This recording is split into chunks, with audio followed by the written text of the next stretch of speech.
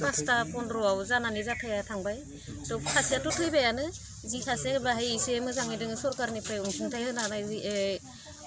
बिमा बिफाया जेने हाजिरा मावनानै जायो बा हाथाय बाजाराव न' सिबलाबायना जाबोर जुथुर सिबलाबायनानै जायो मथथे गथ'खौ बासायनो थाखाय मोजाङै मोजां मथथे सरकारनिफ्राय अनसुंथाइखौ होनांगौ आरो मोनसे खावलायनाय सरकारनिसिम माने जोंनियाव माने मैदेरा सानफ्रोमबो फैबाय थायो बिदिनो दिनैजों 7 जाबाय माने बेयाव बुथारनाया उन्दैनिया ओमफ्राय जोंहानियानो फार्स्ट बेनिफ्राय सेकेन्डआव बुरि खासे बेनिफ्राय थार्डआव बियो जाबाय ओमफ्राय दा फरेस्टार केम्पखौ माने जों सरकारनिफ्रायनो जों खाथियाव लाबोनांगौ आरो बेबायदि जोबोर दुखुनांथाव जाथाय देवसुङा बे गामियाव मैया फुंनि 5 बाजियाव हाग्रानि मैदेरा मोनसे नखराव गाग्लोबनायनि जाहोनाव जायगायावनो जोंहा 7 बोसोर बैसोनि सासे फरायसाया जिउ गोमादों आरो सासे बिनिनो बिब' दिनै एइसआव ट्रिटमेन्ट लागासिनो दङ जोबोर दुखुनांथाव जाथाय दा बे नखराव आं दिनैहाय खबर लानो फैदों जिहेतु जाथाया जोबोर दुखुनांथाव जादों आं नखरनि गासैनिसिमबो दुखु फोरमायदों दा जिहेतु सरकारनिफ्राय माखासे नियम दङ आरो अनसुंथाइ होनायनि दा बेखायनो जोङो सरकारनिफ्राय जिखिनि मोननांगौ बेबस्था बे बेबस्था खालामना होनायनि थाखाय आङो थि खालामदों जिहेतु जोङो सरकारनिफ्राय होनायनि राहा दङ दा बेखौ थि खालामना होनाय जागोन आरो एसे एनै रायजो राजाफ्रा गाव गावनो फैनानै माखासे अनसुंथाइ होदों आं बेनि थाखाय देवसुङा गामिनि आंनि रायजो राजा बिथांमोनखौ आं जोबोर साबायखर बावदों आरो जोंनि गेजेराव बेबायदि हेफाजाब होलायलायनाया गोदोनिफ्रायनो दङ बे जोंनि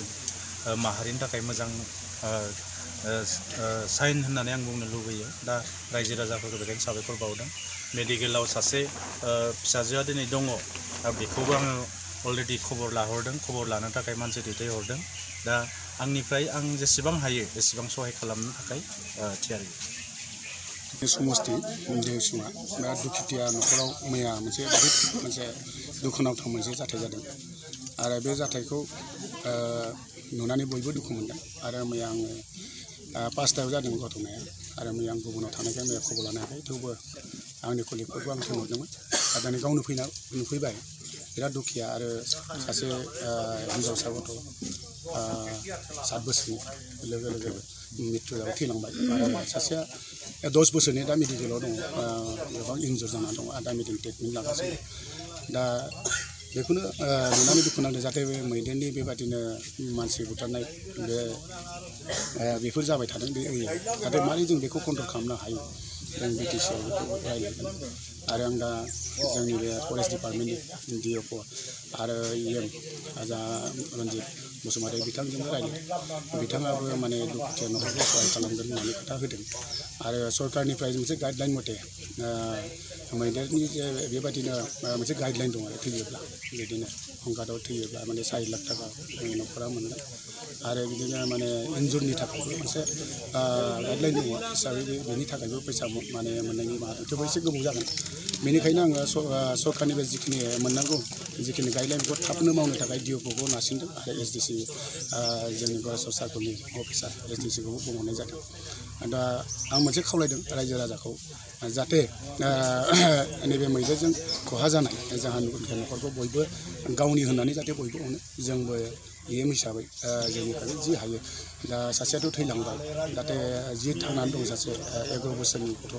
बिथाङा बियो जाहाथे मोजां आरो माने हामनानै जाहाथे न'आव फैफिननो हायो जाहाथे बयबो सहाय खालामो आं बेखौ बयबो रायजो राजाखौ खावलायो जों नुदों जि जायगायाव माने मैदेरनि जि करिडर दङ बै समाव बिथिं जुदि माने अफिसफोर थायोबा रेन्ज अफिसफोर थायोबा बेनि थाखाय माबाफोर राहा बेखौ दा रायजो राजाया दा आं फैनायनि उनाव बेफोर समस्यानिफ्राय मोनसे बारग'नो थाखाय मोनसे राहाखौ बिथांमोनाबो बुंदों आंनि सायाव फोरमायदों जे बेबादि जायोबा मोजां जागोन ना जेनेबा फरेस्ट डिपार्टमेन्टनि मेन पावारा जुदि बेवहाय अफिसफोर बानायनायसो थायोब्ला बे मोजां साबसिन जागोन होननानै बिथांमोना आंनि सायाव खावलायदों आरो खावलायनाय लोगो लोगो आङो डिअ'जों रायज्लायनानै बिथांखौ माने इनिसिएटिभ लानो थाखाय बिथाङा होनदों आं बेखौ नाजागोन होननानै आंनि सायाव खोथा होदों मैया फुङाव मैदेरा फैनानै 5 बाजि 15 मिनिट